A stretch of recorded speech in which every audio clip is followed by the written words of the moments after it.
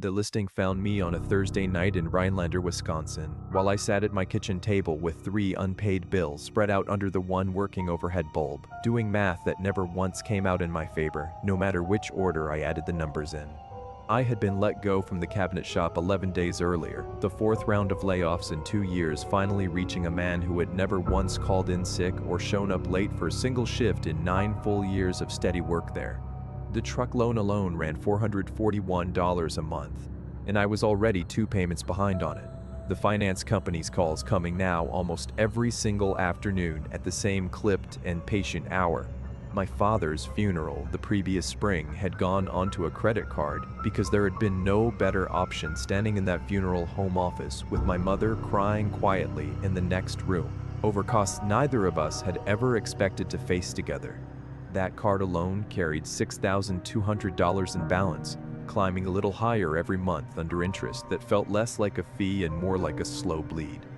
I could not find any way to stop from where I sat. My sister Carla had offered more than once to help cover part of it, but she had 2 kids of her own in Wausau, and a husband whose hours had been cut back hard that same winter, and I was not about to let her debt become mine twice over. The job posting itself sat near the bottom of a hunting and outdoors forum I had wandered into looking for seasonal guide work. A single paragraph titled "Winter Caretaker Needed, Remote Upper Peninsula Property," posted by someone using only the initials L.K. It described a private hunting camp called Hollow Pine, sitting on nearly 4,000 acres of timber and ridge country outside a small unincorporated place called Marrow's Bend. A name I had never once heard before that night, despite having hunted grouse in that general part of the state as a younger man. The pay line stopped me the same way it probably stopped every other tired, desperate man who scrolled past it that same week. $48,000 for a 6-month winter contract, running from the last week of October clean through the last week of April. Half was paid at signing, and the other half paid only on successful completion of the full term. A structure that read to me at the time as ordinary caution on the owner's part, rather than anything worth losing sleep over. I wrote back within the hour, keeping the message short and professional the way I would have with any job that actually mattered to me. And a reply came back before I had even finished eating what remained of my dinner that night. The woman signed her message Louise Kettering, property manager for the Ashgrove Family Trust, and her tone carried the same brisk, unbothered confidence I associated with people who managed money for a living rather than people who worked with their hands the way I always had. She asked only a handful of practical questions: whether I owned reliable cold weather gear, whether I had any experience with small engines and wood stoves, and whether I would have any trouble spending long stretches of time completely alone, without much outside contact at all. I told her the truth on every count, that I had grown up splitting wood for my father's shop heater every winter of my childhood, that I had rebuilt more small engines than I could easily count, and that solitude had honestly sounded appealing to me for a while now, given everything the last year had already taken from me. She called me the following afternoon, and her voice on the phone matched her writing closely enough that I pictured her exactly as she turned out to look the one time we eventually stood face to face months later that same winter. Louise explained the position in more detail over that first call, describing Hollow Pine as a former logging camp the Ashgrove family had converted decades earlier into a private hunting retreat used now only a few weeks each autumn by family members and their invited guests from downstate. The trust needed someone on site through the deep winter months to keep the buildings from freezing, the roads passable enough for a snowmobile, and to perform what she called a short daily maintenance routine tied to insurance requirements left over from the property's working days as a timber camp. The routine itself, once she finally read it out to me in full, sounded almost quaint compared to the money attached to it, and I remember thinking at the time that I had stumbled onto the easiest $48,000 a man in my position could ever hope to earn in a single winter. I would need to walk a 2-mile boundary loop called the deadfall line twice each day, checking a series of painted blazes on the trees for any sign of damage or tampering that might indicate a downed hazard tree along the property edge. I would need to keep the wood stove in the old cookhouse burning at all times, day and night, without ever once letting the coals go fully cold for even a single hour across the entire 6 months of my contract there.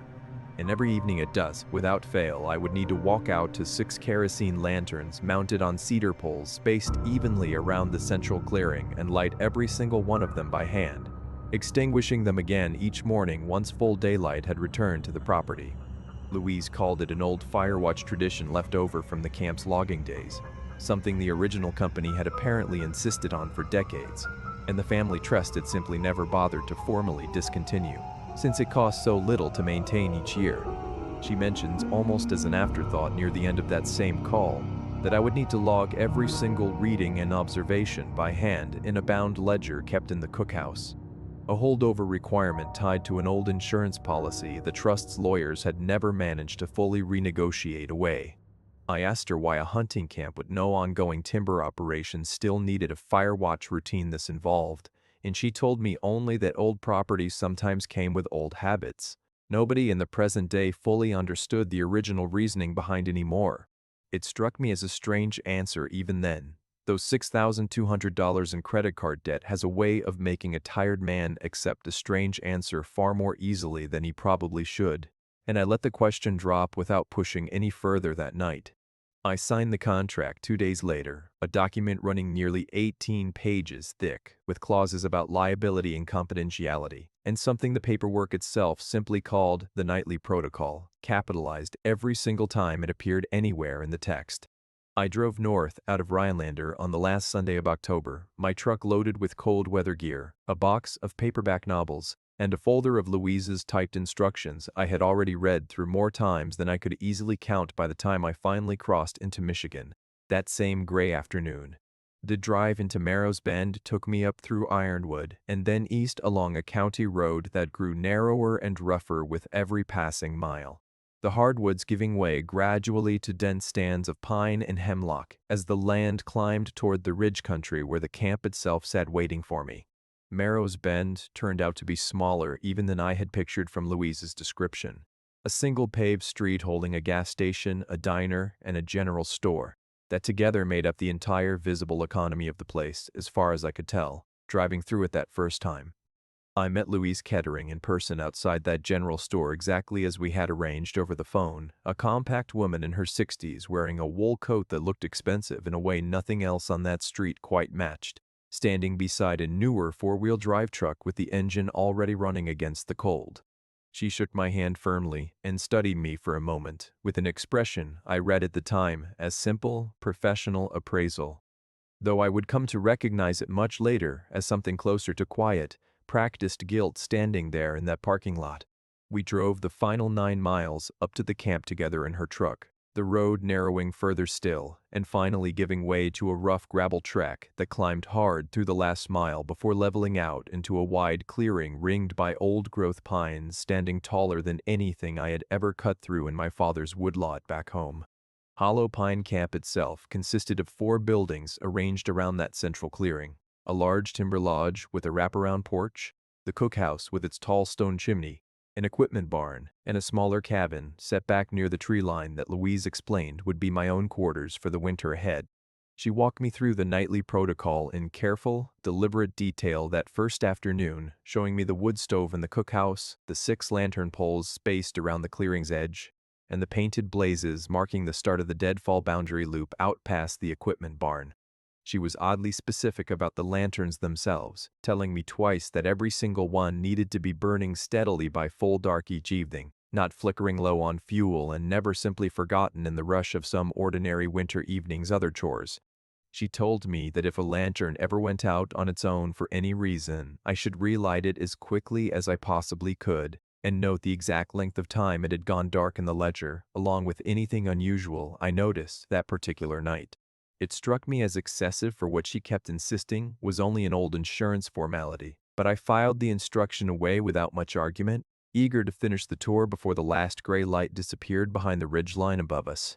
She left me that evening with a stocked pantry, a working satellite phone with instructions to check in every Sunday without fail, and a laminated folder explaining how to start and maintain the snowmobile parked inside the equipment barn for the winter ahead. By the time her taillights finally vanished back down the gravel track, I stood alone in that clearing in a silence more complete than anything I had known in years.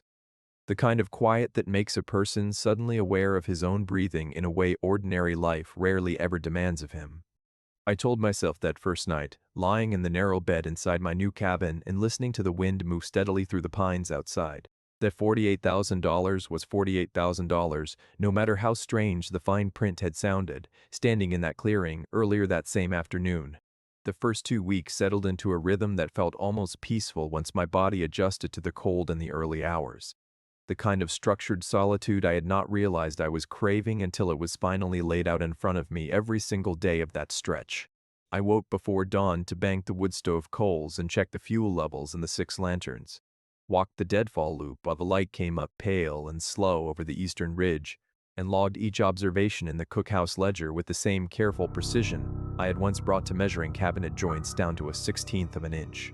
I lit the lanterns every evening the moment the light began to fail behind the tree line, watching each small flame catch and steady before moving on to the next pole around that wide, silent clearing. And I noted in the ledger each night that nothing unusual had occurred, because for those first 2 weeks nothing truly had. I drove the snowmobile into Merrow's Bend once during that stretch for a few supplies the pantry was running low on, and the woman who ran the general store, a broad-shouldered woman in her 50s named Arlene Petty, who had apparently run the place since before I was even born, filled my order without much conversation beyond a comment about the early snow that year. She asked almost idly where exactly I was staying for the winter, and I noticed her expression shift the instant I mentioned Hollow Pine by name. A small flicker across her face that might have been surprise or might have been something closer to pity settling in for just a moment before she caught herself. I asked her what that look meant, and she waved the question off with a short laugh that did not quite reach her eyes, telling me only that the Ashgrove place went through caretakers about as fast as some of the logging outfits used to go through green hands fresh off the bus from downstate. She told me I should not read too much into small-town talk about a property most people in Merrow's Bend had mostly stopped thinking about years ago, and it was an answer that satisfied me well enough that afternoon, mostly because I badly wanted it to be true after everything that job's money already meant for me. I drove back up the mountain road with a truck bed full of canned goods and a bag of rock salt for the porch steps, and I did not think much more about her reaction until the small wrongness finally started. Slow at first, the kind of thing a person can talk himself out of for a week or two before the explanations simply stop holding together at all. The tracks appeared first, sometime in the middle of that third week, a line of prints pressed into a fresh dusting of snow crossing the deadfall loop near its northern stretch, in a pattern that troubled me the moment I crouched down to study it closely. They were narrow through the heel in a way no deer or coyote sign I had grown up reading through a childhood spent in my father's woodlot would have ever produced walking naturally, through powder that shallow and that undisturbed otherwise. What unsettled me more than the shape of them was the color pressed faintly into the snow around each print.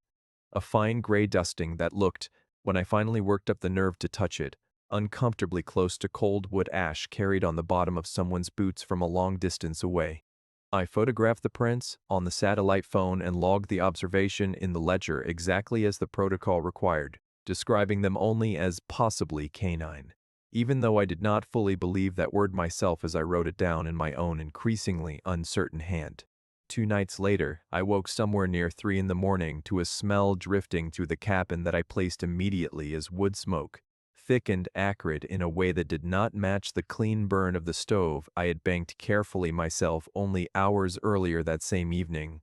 I pulled on my boots and coat and stepped out into air so cold it burned going down, scanning the clearing for any sign of fire and finding nothing at all. No glow, no visible smoke against the stars, only that same heavy burnt smell hanging thick and motionless in the windless dark around the cabin.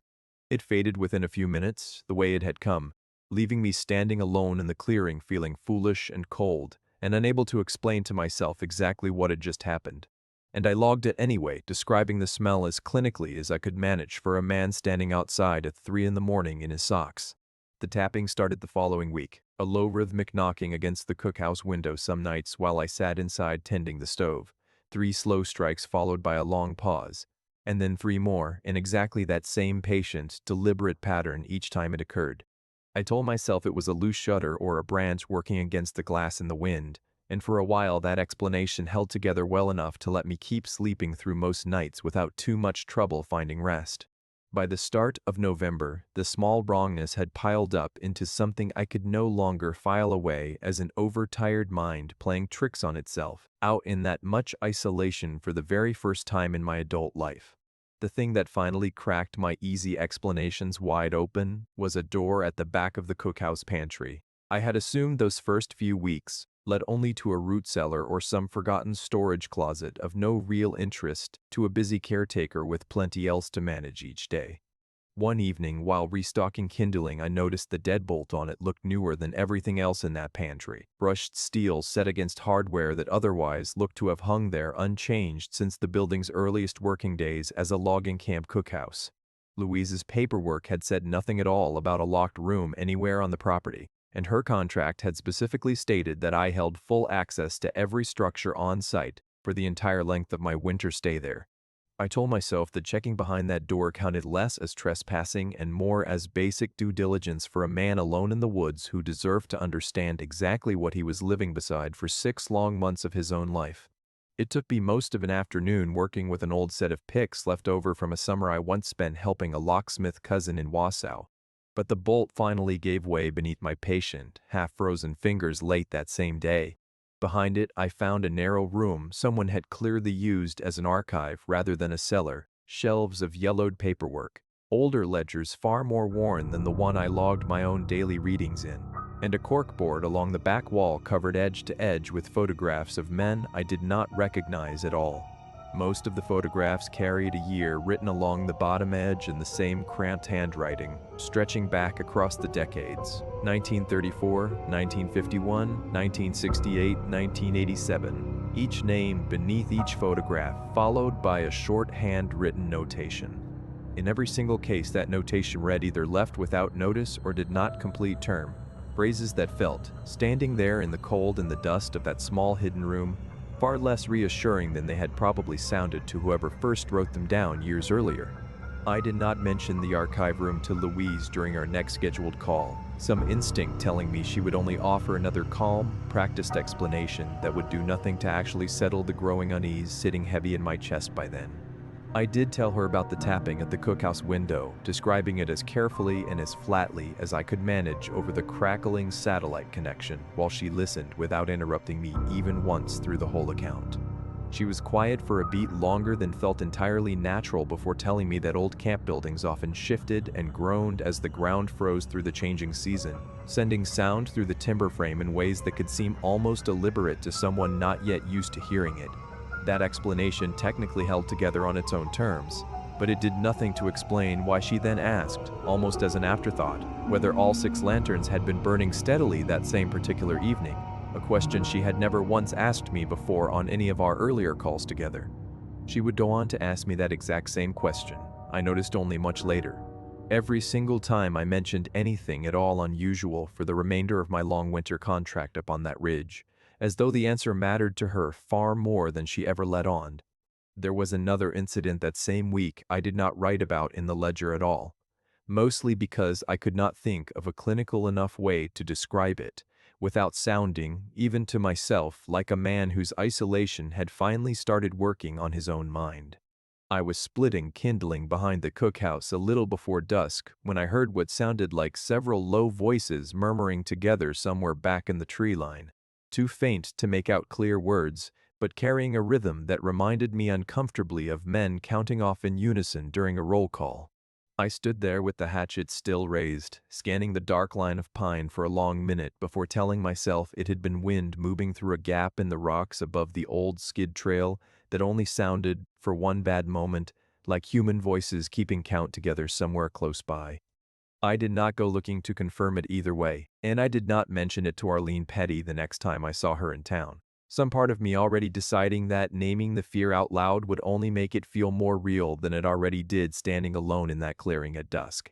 I drove into Marrow's Bend again near the end of that same week, mostly for fuel and a fresh case of lantern oil, and I found myself asking Arlene more directly than I had before about whoever had worked the property just ahead of me on the rotation that same trust apparently kept running year after year. She set down the crate she was stocking behind the counter and studied me for a long moment before answering.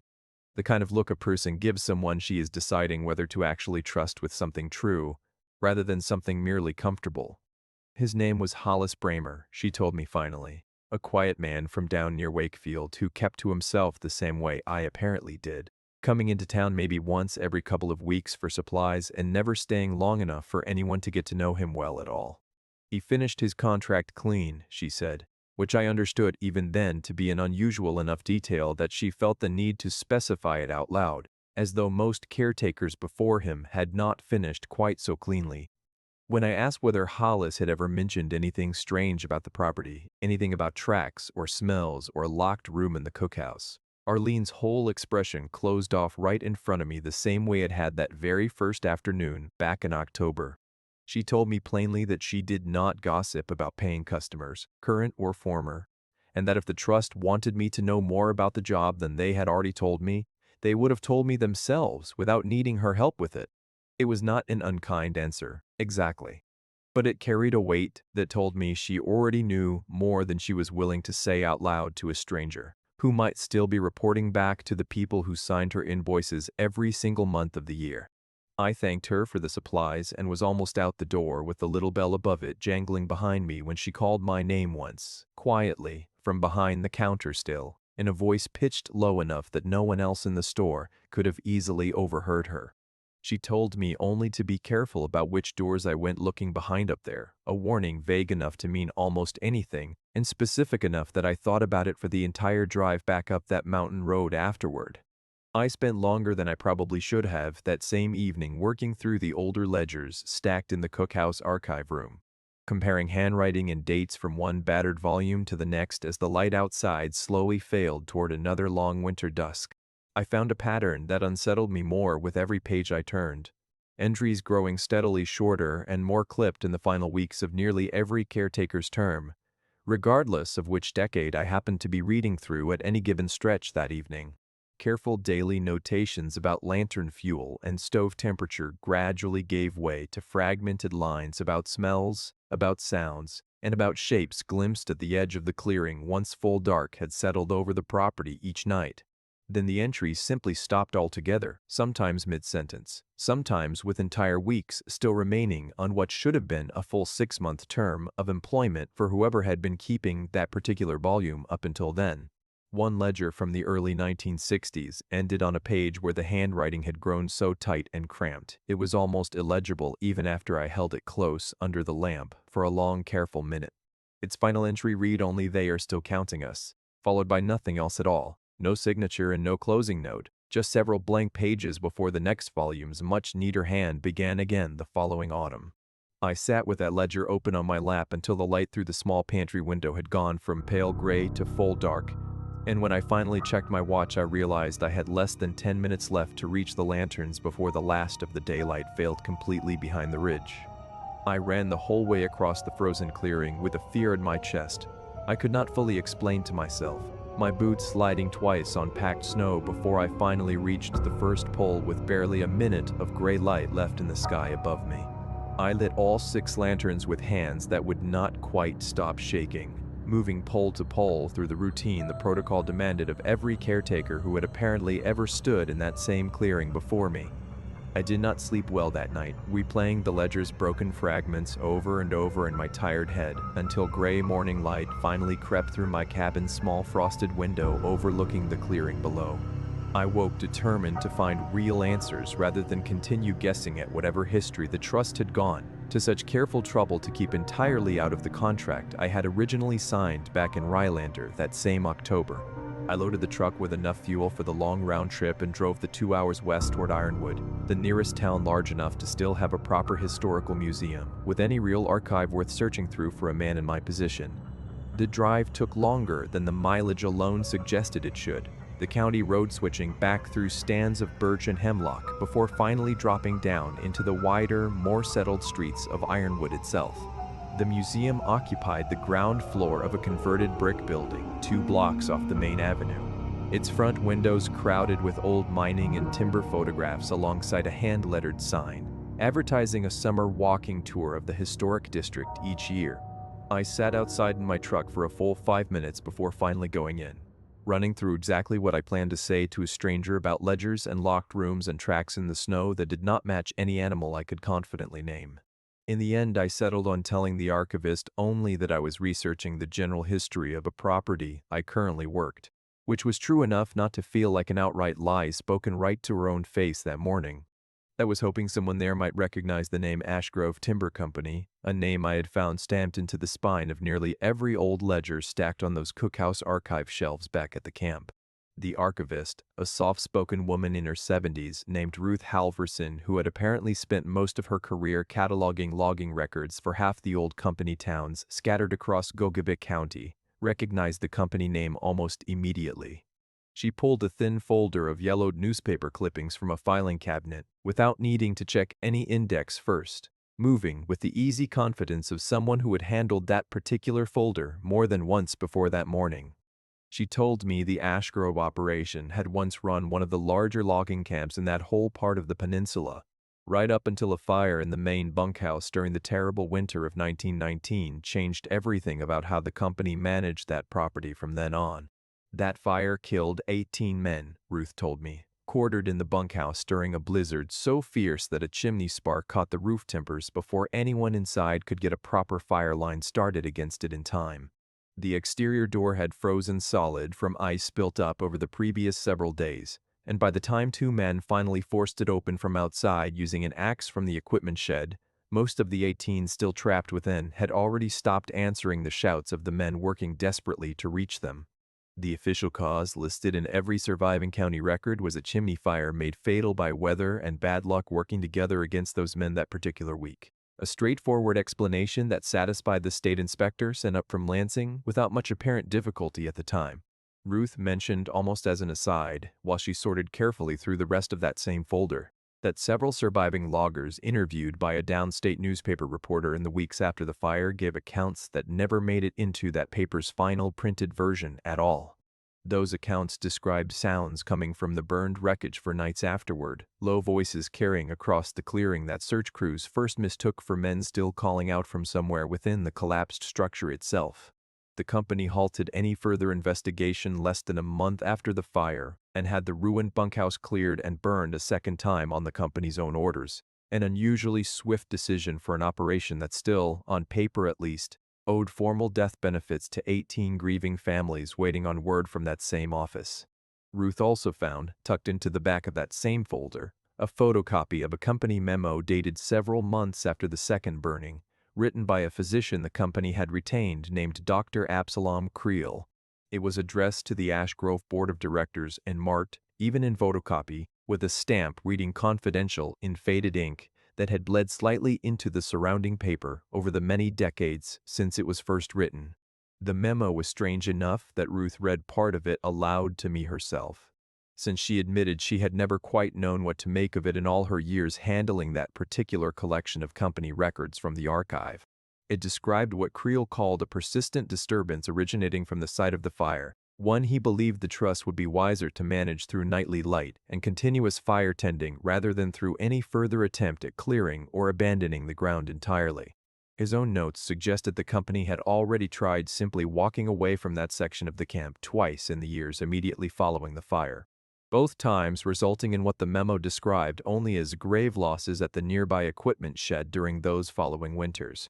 I asked Ruth if she had any real idea what the memo meant by grave losses, and she admitted honestly that she did not, though she pointed out something else worth considering carefully before I left her small archive that afternoon. According to county tax records she had cross-referenced years earlier for an unrelated research project, the company had kept a paid caretaker on that same section of the property continuously since the fire, through every change in ownership and even after the timber operation itself finally shut down for good decades later. That continuity of staffing made no real economic sense for a played-out logging camp, she said, unless the family genuinely believed, as Creel's memo strongly suggested, that something about that ground required constant and deliberate attention rather than simple, quiet abandonment over time.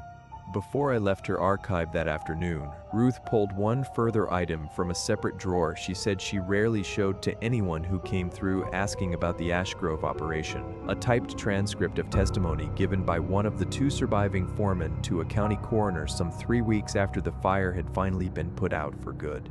The man's name was Orville Task, and his testimony described standing at the edge of the burned clearing on the fourth night after the fire, listening alongside another crew member to a sound coming from beneath the char, that neither of them could bring himself to fully name in front of the coroner conducting that same hearing. He described it only as accounting, slow and patient and strangely calm, given everything those 18 men must have suffered in their final hours trapped inside that burning bunkhouse during the worst blizzard the county had seen in more than a decade. Task testified that the counting continued each night for 9 nights running before finally going silent, and that he personally requested a transfer off the Ash Grove payroll the following spring rather than spend one more season working anywhere within sight of that ridge. The coroner's official report dismissed the testimony as understandable shock following a traumatic workplace disaster, a conclusion Ruth said she had always found a little too convenient given how carefully the company had otherwise documented every other detail surrounding that same fire. She told me, folding the transcript carefully back into its sleeve before returning it to the drawer, that she had shown it to exactly 2 other researchers in nearly 30 years of running that archive, and that both of them had asked her afterward, in roughly the same careful tone I was using with her that same afternoon, whether the Ash Grove Trust still owned that property at all. I did not tell her that it did, or that I currently lived and worked on that same ground through the coldest 6 months of every year, some instinct telling me plainly that the less anyone else in Ironwood knew about my own connection to Hollow Pine, the better it would be for everyone involved, herself included. I drove back east that same evening with the photocopied memo folded carefully in my jacket pocket beside the credit card statement I still had not managed to pay down, arriving at the camp with barely enough daylight left to walk the deadfall loop before full dark settled in around me completely. As I approached the northern stretch near the old skid trail, I noticed the ash-colored tracks from 3 weeks earlier had reappeared, fresher now, crossing the marked boundary in a line leading straight toward the cookhouse rather than away from it, the way that earlier said had gone that first time. I lit all 6 lanterns that evening with Creel's memo still folded in my pocket, watching each small flame catch and steady with a new and very specific dread settling deep into my chest as I moved from pole to pole around that silent clearing. I understood for the first time that the routine I had been performing twice daily without much real thought was not, as Louise had implied back in October, some outdated insurance formality left over from an overcautious old logging company's paperwork. It was something closer to what Creel himself had called it in his own careful handwriting.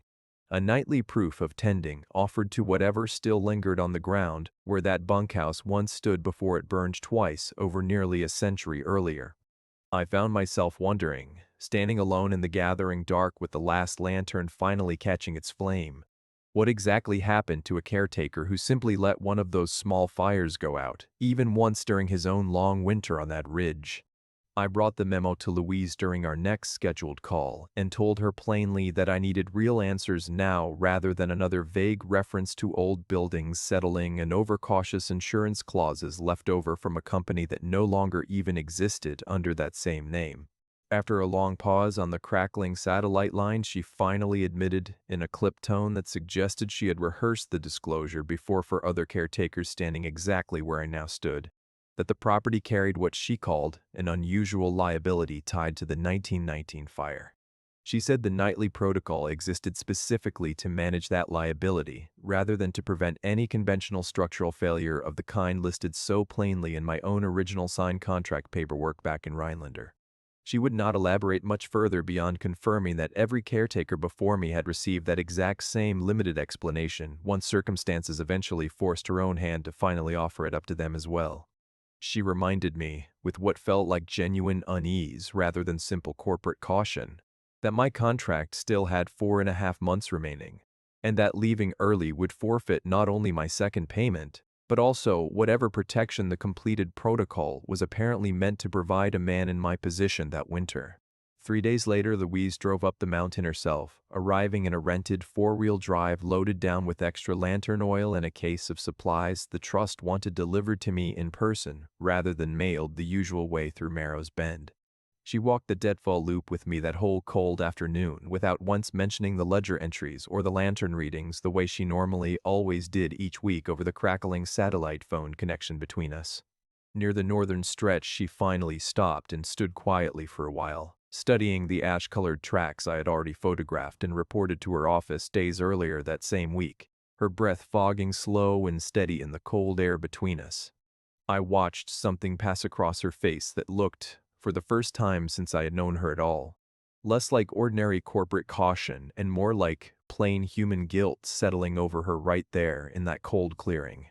I asked her outright how long she herself had actually known what the lanterns and the stove truly protected against on that whole property, and she was quiet long enough that I genuinely thought she might not answer me at all that afternoon. She finally admitted she had taken this exact job 9 years earlier under circumstances not entirely unlike my own. A sick parent, and a mountain of medical debt, and a listing that had seemed, at the time, like the answer to a prayer she had stopped believing anyone would actually answer for her. Before she left that evening, she pressed an envelope into my hand containing an extra $1,500 in cash. Money she said was not on any invoice and would never appear on any tax document, the trust filed with the state of Michigan. She told me to consider it hazard pay from one person who understood exactly what the job truly cost to another, who was still out there paying that same cost in real time, entirely alone on that ridge. I nearly left that same week anyway, sitting up one night with a bag half-packed and the truck fueled and ready outside the equipment barn, doing the math again on debts I still owed and the life I had only just begun trying to rebuild for myself after a hard year that had already taken so much from me. I understood with a bitterness I still carry with me even now, that $48,000 represented the difference between finally climbing out of the hole my father's funeral and my own bad luck had dug for me, or sinking further into it completely alone with no one left to call for help. Whatever lingered on that ridge, I had already survived weeks of small wrongness against it, and could likely survive 4.5 more months if I simply refused to let the lanterns or the stove ever fail under my watch again. I unpacked that bag before dawn, ashamed of how close I had actually come to running from a job I had promised to finish, and I recommitted myself to the protocol with a rigor that bordered on total obsession from that morning forward. I checked the stove's coals twice through every single night instead of only once before bed, insulating the woodpile itself under a tarp I fashioned from spare canvas left over in the equipment barn to keep it dry against the coming weeks of heavier snow. I set 3 separate alarms on the satellite phone every single afternoon to make absolutely certain I never again came within even a few minutes of missing that dusk lighting of all 6 lanterns around the clearing. The storm that rolled in during the second week of December answered far more thoroughly than I ever wanted it answered. The question I had been quietly turning over since that first conversation with Louise on the deadfall loop earlier that same month. The forecast on the satellite phone that morning had called for 8 to 10 inches, manageable enough by the standards I had already grown used to on that particular ridge over the past several weeks of steady winter weather. The system stalled directly over Gogebic County instead of moving through the way the forecast had predicted, and by early afternoon, the snow was falling so fast and thick that I lost sight of the equipment barn entirely from the cookhouse porch railing where I stood watching it come down.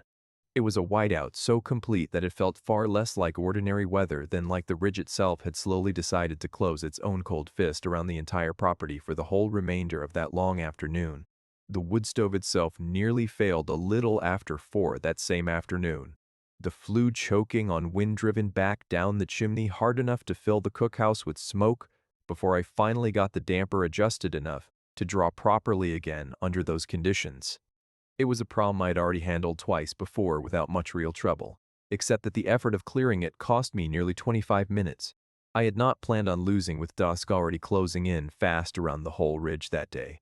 I bundled into every layer of cold weather gear I owned and forced myself out into the whiteout toward the first lantern pole, following a length of rope I had tied weeks earlier between the cookhouse door and the nearest post for exactly this kind of emergency situation. The wind out there carried something beneath its own roar that I could not make myself believe was only weather, a low murmuring rising and falling in a pattern too close to voices counting together for my comfort out in that storm. It was close enough that I found myself checking back over my own shoulder every few steps, despite seeing nothing at all beyond 3 feet of driving snow in every direction around me the whole time I fought toward that first pole. I got the first 3 lanterns lit with hands already going numb inside my gloves, the flames guttering hard against the wind before finally catching and steadying enough to hold against the worst of the gusts sweeping across that clearing. The 4th lantern would not catch at all. its wick soaked through from blowing snow, and I crouched there working the striker again and again while the murmuring beyond the tree line grew steadily louder, joined eventually by something that was not murmuring at all, but closer to a low, patient scraping wood against stone somewhere out past the boundary I could no longer see. For one instant, a gap opened in the driving snow just long enough for me to see something pale moving low along the tree line near the old skid trail, closer to the cookhouse than the scraping sound had any right to be that particular evening. It was not upright, and it was not on all fours either, moving instead in some low, jointed way that reminded me uncomfortably of several men crouched together, and moving as a single body. If several men could somehow move that low and that fast across open ground in a whiteout that thick. The gap in the snow closed again almost as quickly as it had opened, and the fourth lantern finally caught in that same instant, the flame steadying just as whatever I had seen dropped back out of sight beyond the edge of what I could make out through the storm. I finished lighting the last two lanterns with a fear in my chest. I can still feel even now describing it, my hands shaking so badly that I nearly dropped the striker twice before the sixth and final flame finally caught and held against the wind sweeping hard across that whole exposed clearing.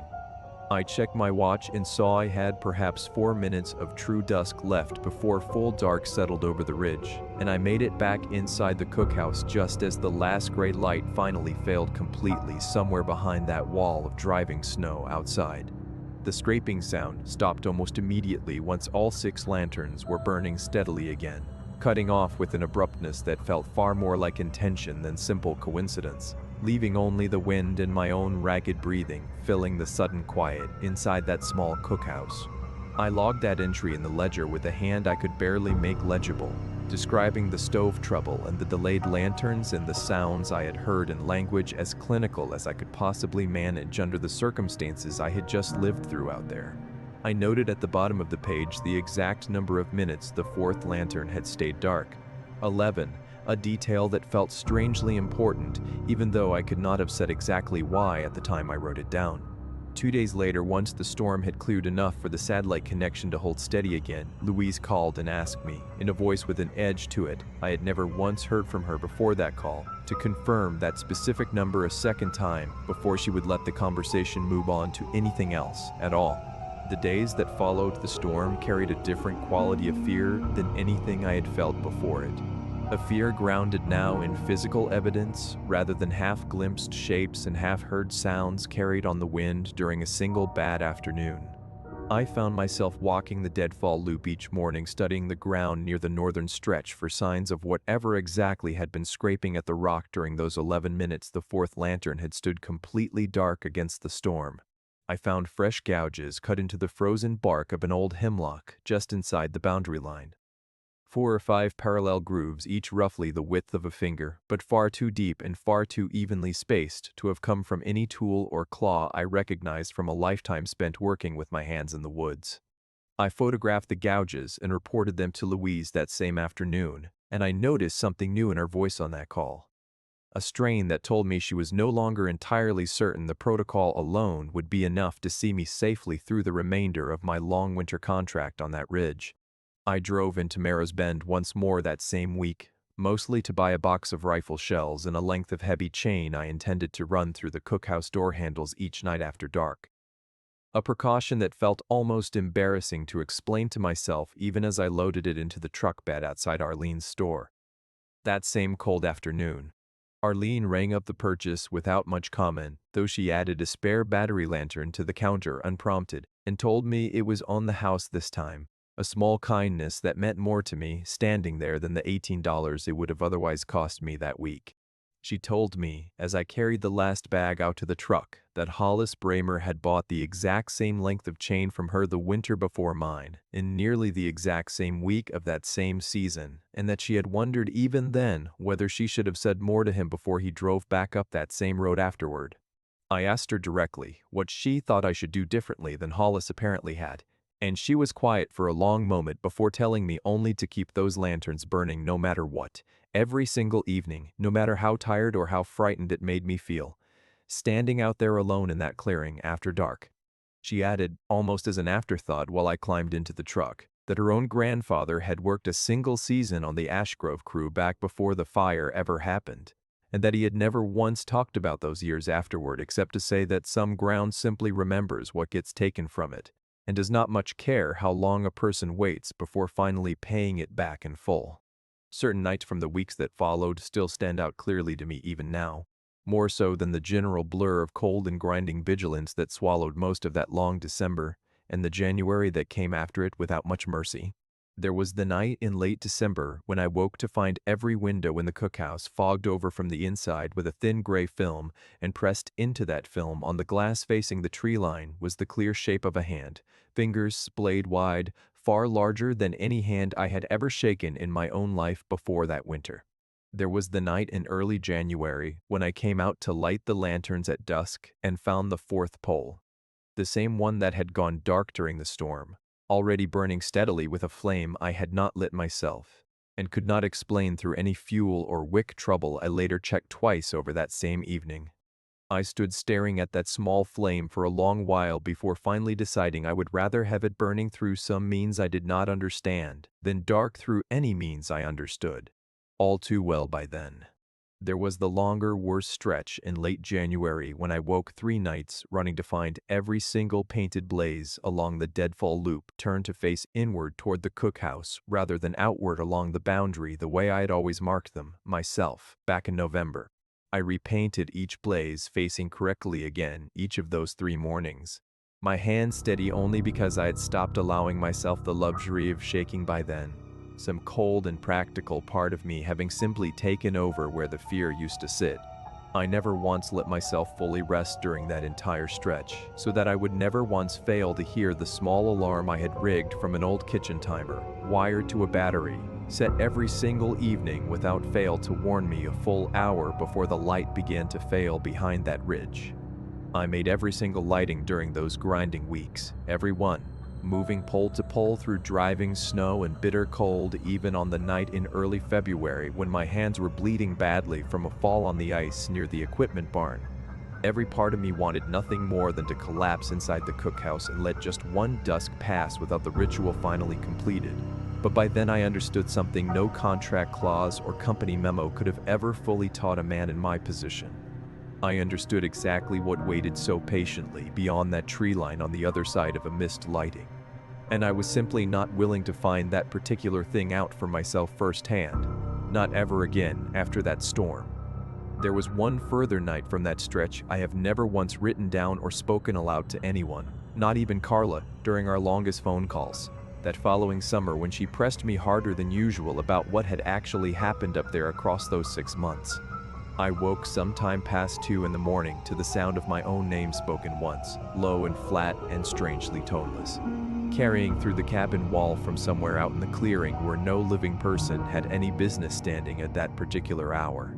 I lay perfectly still for a long while, listening to my own pulse and telling myself it had been a dream, or the wind finding some new gap in the old timber frame that only sounded for one bad moment like a voice shaping the 2 syllables of my own name out there in the dark. When I finally worked up the nerve to look through the frosted window, I saw nothing at all beyond the 6 lanterns still burning steady where I had left them hours earlier, their light throwing long, thin shadows from the tree line that moved only with the wind, and nothing else that I could make out in that pale, guttering glow. I did not go outside to check further, and I did not log the incident the following morning the way the protocol technically required of me, some part of me deciding that certain things were better carried alone than written down in a ledger some future caretaker might eventually read the way I had read all the ones that came before mine. I thought about Creel's line concerning familiarity,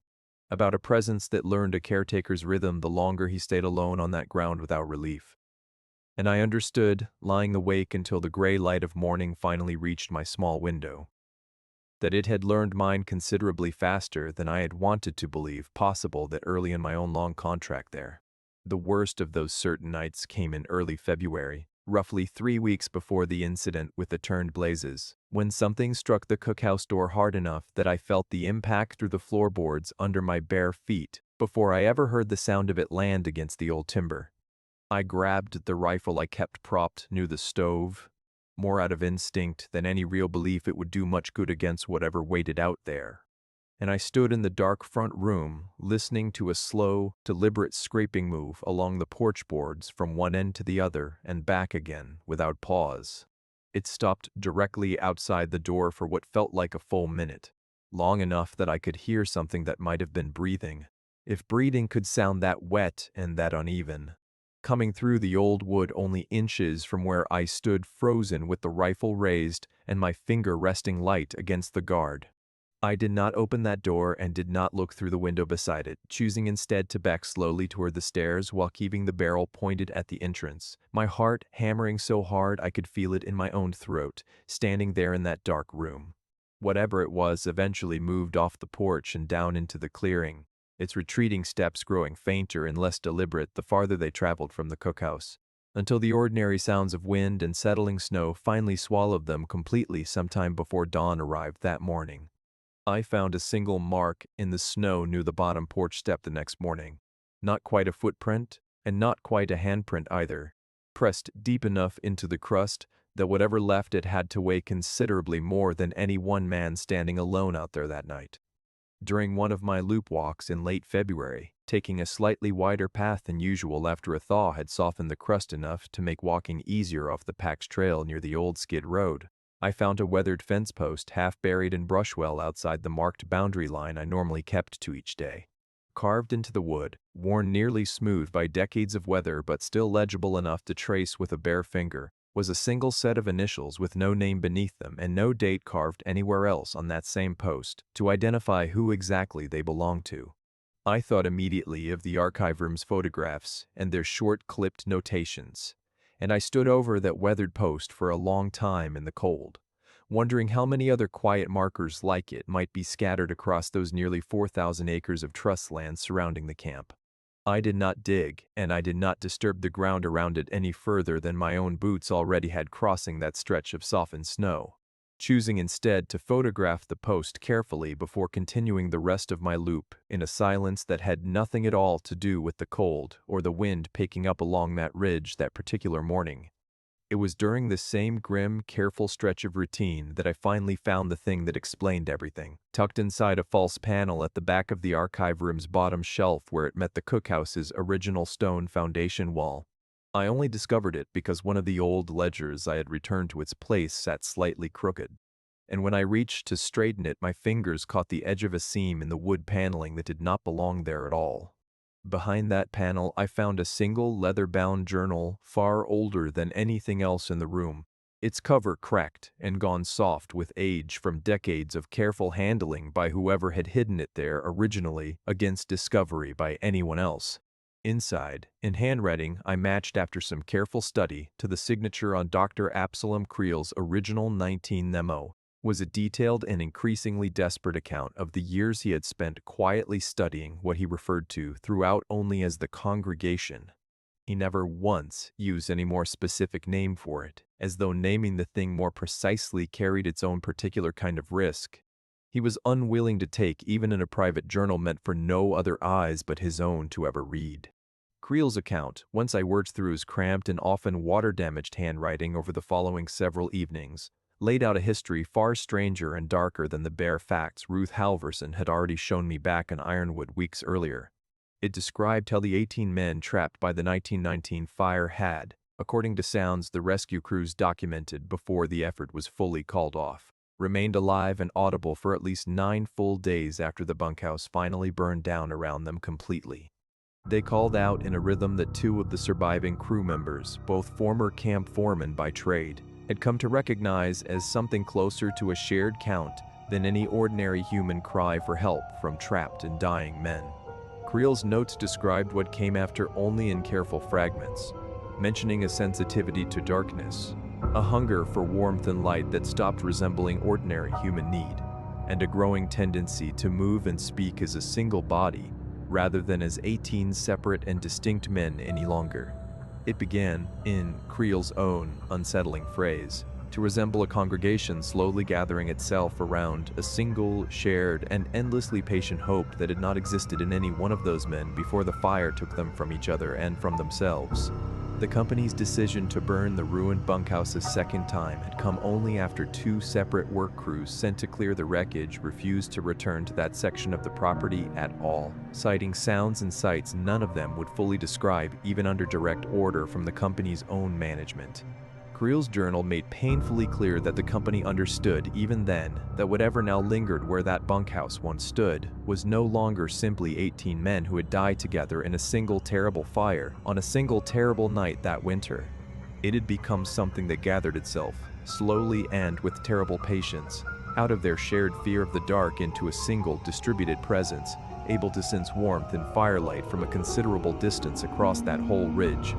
Creel estimated its effective range, based on incidents documented over the following several decades since the fire, at no less than half a mile in every given direction from the burned foundation itself. The 2 later abandonment attempts Creel referenced in his original memo had each ended, his journal explained in grim and unflinching detail, with grave losses at the surface structures nearest the burned foundation that he described only in his own careful company language throughout the account. In the first instance, that phrase in the fuller telling meant the deaths of 3 company men stationed at a nearby equipment shed sometime in 1922, found by a relief crew in a state Creel refused to describe any further than that single terse sentence in his own private journal. In the second instance, it meant the complete disappearance without any trace at all of a family who had briefly attempted to homestead a cleared section of that same property sometime back in the early 1930s. That family had been entirely unaware of what actually lingered on the ground. They had so hopefully chosen to build a small cabin upon that particular spring, years before Louise Kettering or I ever set foot on that same ridge ourselves. Creel's eventual conclusion arrived at only after those 2 disasters and reluctantly accepted by a company board more concerned with liability than genuine understanding of what they were actually managing, was that the congregation could not simply be starved into dormancy through darkness and permanent abandonment of the ground. Darkness and total silence seemed only to make it more desperate and correspondingly far more dangerous to anyone still living or working nearby it on that particular stretch of ridge above Marrow's Bend. One passage near the middle of the journal stayed with me more than any other, written in a steadier hand than the shaking entries near the end, and I copied it out onto a loose page of my own, so I would not have to keep reopening the fragile old book itself each time I wanted to reread it that winter. It is not memory in the way we mean the word among the living, Creel had written, but it keeps account all the same, and it appears to want nothing more complicated in the end than to be tended by whoever stands watch above it on any given night of the year. I have come to believe, he continued, that the light means less as illumination than as proof someone still remembers what is owed, a debt the company earned the day it chose a second burning over further listening to men who were, whatever else they had become, still calling out from the dark below that ground. I read that particular passage 3 or 4 separate times over the following weeks, usually late at night with the lamp turned down low beside my own narrow bed, and each time it left me with that exact same uneasy question sitting heavy in my chest.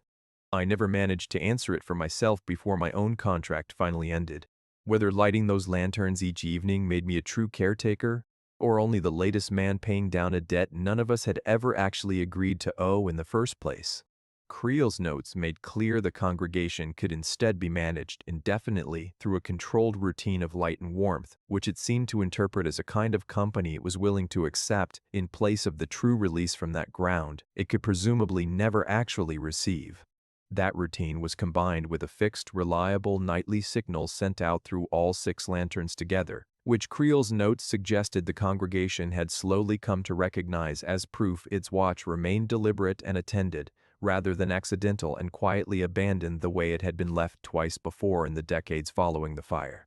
It was a distinction that seemed to matter to it in ways Creel himself admitted he could not fully explain, even after years spent carefully studying the pattern from a cautious and respectful distance up on that same ridge. The final pages of Creel's journal, written in a hand grown shaky with what I assumed at first was simply old age, finally catching up with him, contained his last and most troubling observation of the entire account he had kept hidden behind that false panel for so many years. It explained why the company had settled on a rotation of caretakers rather than assigning one single person permanently to the role for the remainder of their entire working life on that whole ridge above the bend. Creel had originally recommended the rotation himself out of simple humanitarian concern for the psychological toll the isolated work clearly took on any one man left alone up there, too long at a single stretch without real relief. Then he began noticing a pattern he carefully documented across several consecutive caretakers through the 1920s and into the 1930s, one that troubled him more than anything he had written before it in that same journal. The congregation appeared to grow steadily more attuned to any single caretaker's specific rhythm and daily presence the longer that person remained alone on site, without any real relief from another living soul nearby him.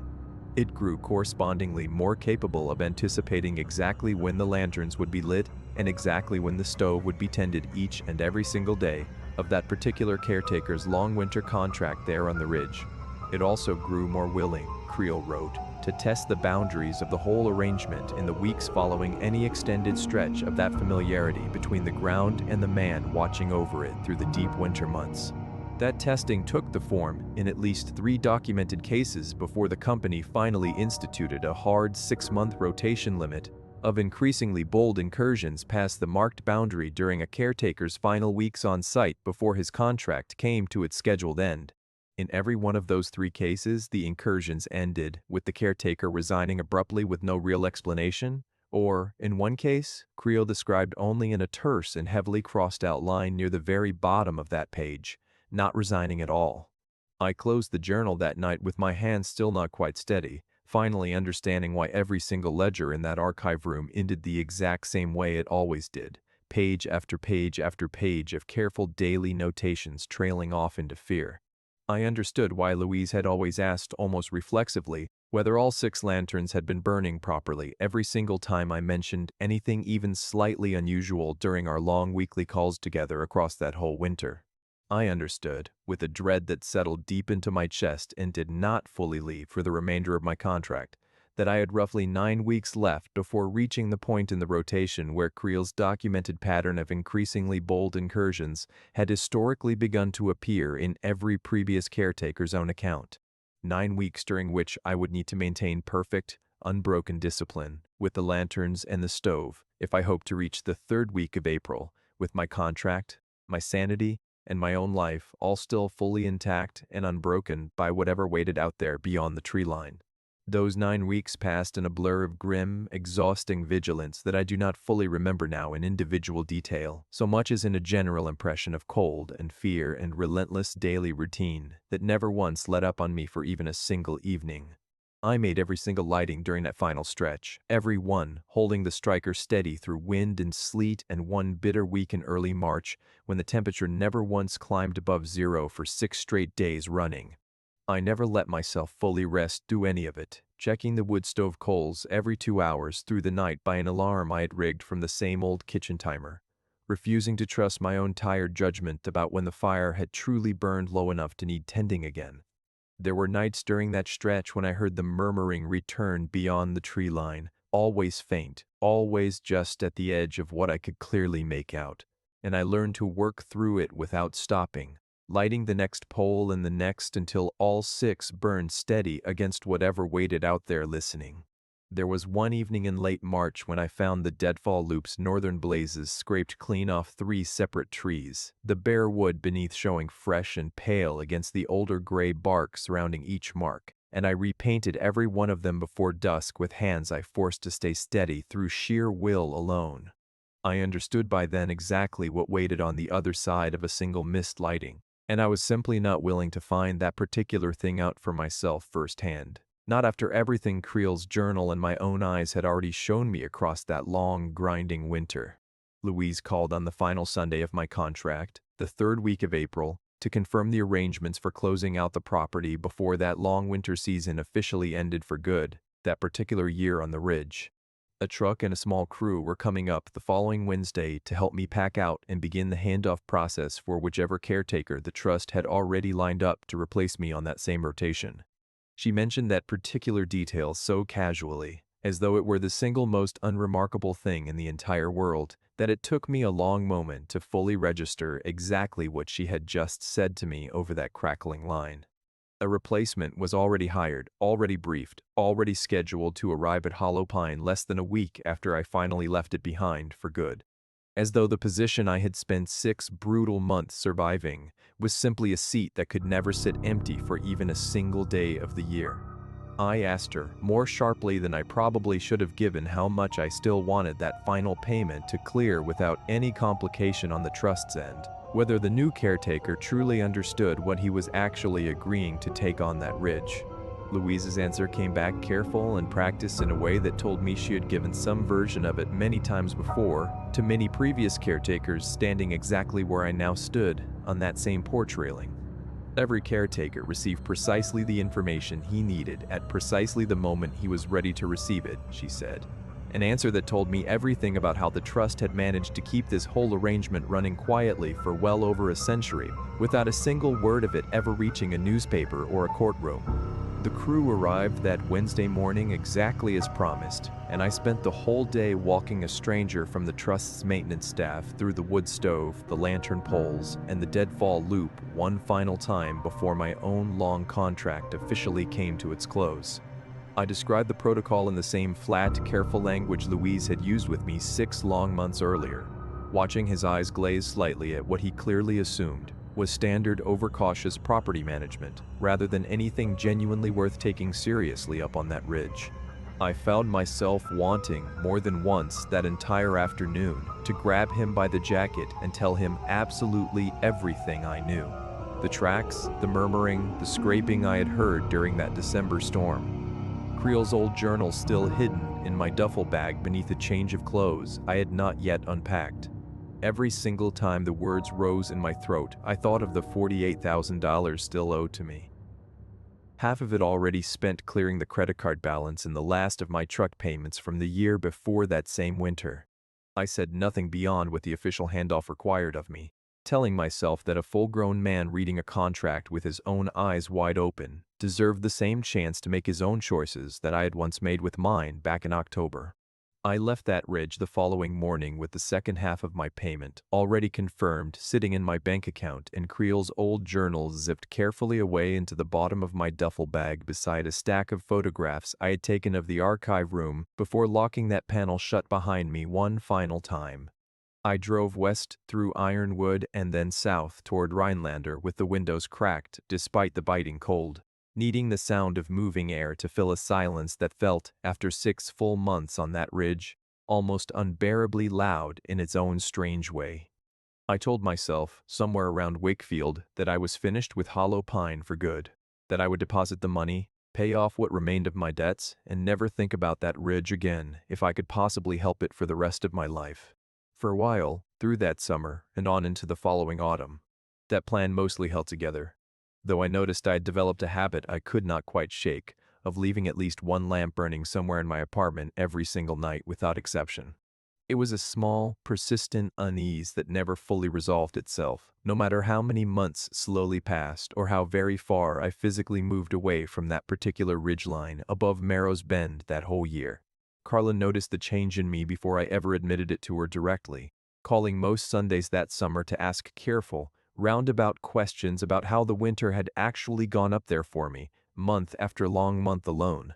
I answered her mostly with half-truths about the cold weather and the long hours and a difficult but ultimately harmless employer who paid very well indeed for my continued silence about all of it that year. I told her the money had cleared the credit card and the last of the truck payments, which was true, and that I felt more like myself again than I had in years. Which was not quite true, but close enough that I could say it without my voice giving anything away over the phone between us. She asked once, toward the end of August, why I still kept a small lamp burning in the hallway every single night, even after she had gone to bed during a weekend visit, a habit she had noticed and mentioned only once before letting it drop entirely between us. I told her it was just an old habit from working alone up there, nothing more than that, and she accepted the answer the way she had accepted most of my answers since our father's funeral, gently and without much real conviction behind her own nodding that evening. Then, in the second week of the following November, almost exactly 1 year after that first listing had landed in front of me at my kitchen table in Rhinelander, Louise Kettering called my cell phone directly for the first time since my contract had ended the previous April. Her voice sounded tight in a way that told me, before she had even said one single word to me, that something up on that ridge had gone badly wrong once again. Somehow, already. Less than 7 months after I had finally driven away from it, she asked without much preamble whether I would consider returning to Hollow Pine on an emergency basis, since the caretaker who replaced me had stopped responding to the trust's weekly check-in calls 3 full days earlier that same week. The remote monitoring camera mounted near the cookhouse porch showed the lanterns dark for 2 consecutive nights running, and the stove's wireless temperature sensor, installed sometime after my own contract had ended, had been reading well below freezing for nearly 18 hours straight by the time she finally called me. I sat with the phone pressed against my ear for a long moment, looking out my apartment window at a gray Rhinelander afternoon that felt 1,000 miles removed from that ridge and everything hidden beneath the ground up there. I found myself doing the math on debts I no longer owed, and a life I had only just begun quietly rebuilding for myself. And somewhere underneath all of that careful arithmetic, I felt the old cold certainty settle back into my chest, exactly the way it had that first winter. I understood that whatever still lingered on that ground now knew my particular rhythm better than anyone else alive, and that some part of me had known, from the moment I first drove away the previous April, that the ridge was never really finished with me at all. Not truly. I told Louise I needed until morning to decide, and she agreed. Though the strain in her voice made clear she did not really think morning would change much of anything about the situation waiting for me up there. I did not sleep that night either, sitting instead at my kitchen table with Creel's journal open in front of me, to the passage about tending, reading it again by the light of the one lamp I now kept burning in every room without exception, the way I had so many nights that long winter on the ridge. I thought about Hollis Bramer, whose contract had ended clean according to Arlene Petty, and about the caretaker after him whose lanterns had gone dark and whose stove had gone cold while I sat safe in an apartment nearly 200 miles away from all of it. I thought about the weathered fence post beneath the brush near the old skid trail, and about the $1,500 in cash still folded inside an envelope in my dresser drawer. Money I had never quite been able to bring myself to spend on anything as ordinary as groceries or rent that whole year.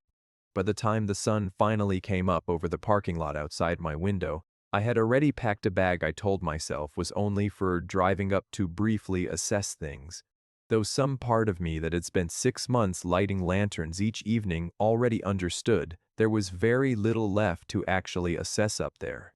I called Louise back a little after 7 that morning and told her I would drive up, though I did not ask her this time to send anyone else along with me, the way I might have a year earlier before I understood exactly what the job actually required of a man standing alone on that ridge.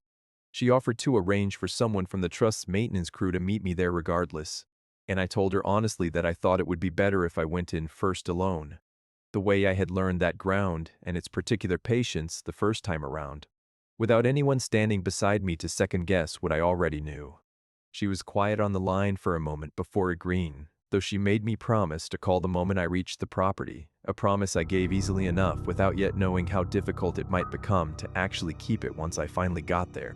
I spent the drive north out of Rhinelander running through everything I still remembered from Creel's journal.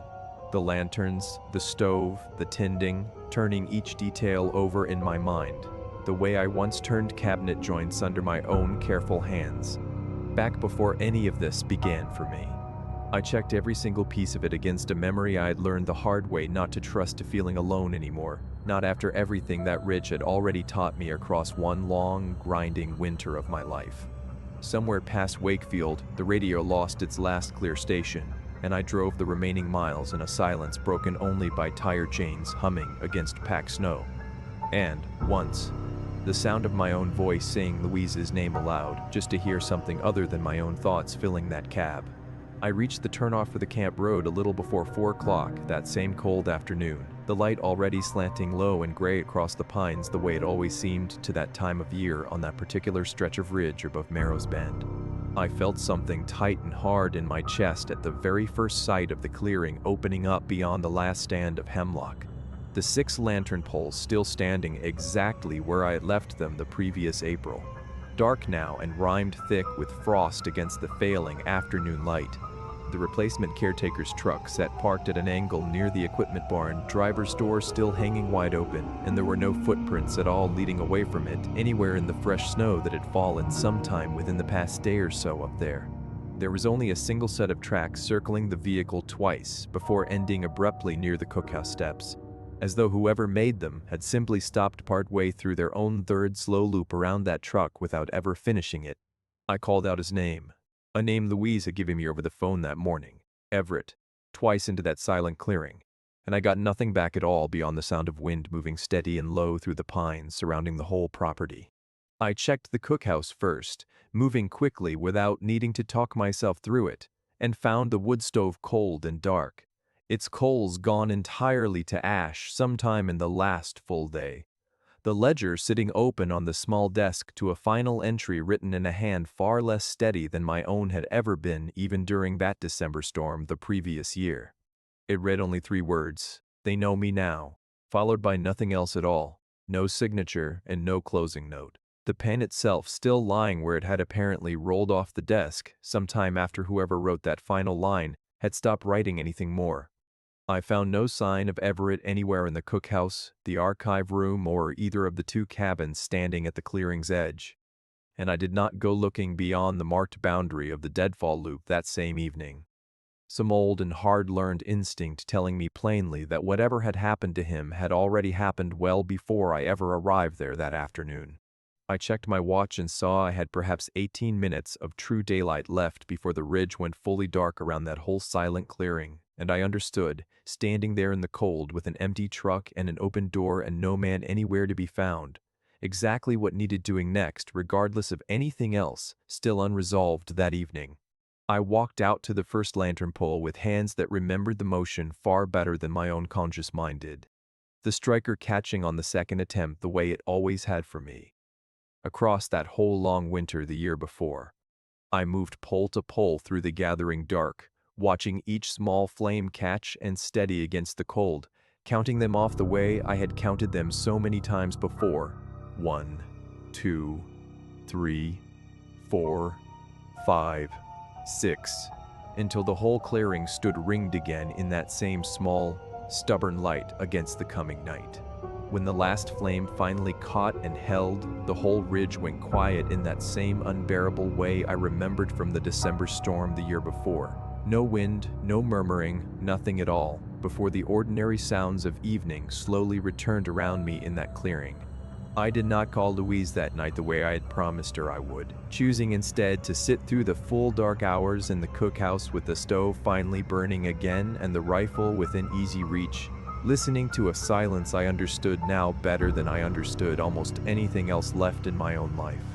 I never found Everett, not that night and not in the days that followed once a proper search crew finally made it up that mountain road behind me, and the trust closed the file on him quietly. The same practiced way I imagine it had closed every file like it going back over a century on that same ridge. I stayed on through that whole second winter without ever fully deciding to. Some part of me understanding that a debt does not simply end because the man who first agreed to pay it wants very badly for it to be finished with him. I still keep a lamp burning in every room of wherever I happen to be living now, and some evenings, right around the hour the light finally starts to fail outside my window, I find myself standing very still and listening for a sound I both hope and dread. I will never hear again in this life. I think sometimes about Creel's line that it is not memory in the way we mean the word among the living, but that it keeps account all the same, and I have come to understand, more than I ever wanted to, exactly what it means to be counted.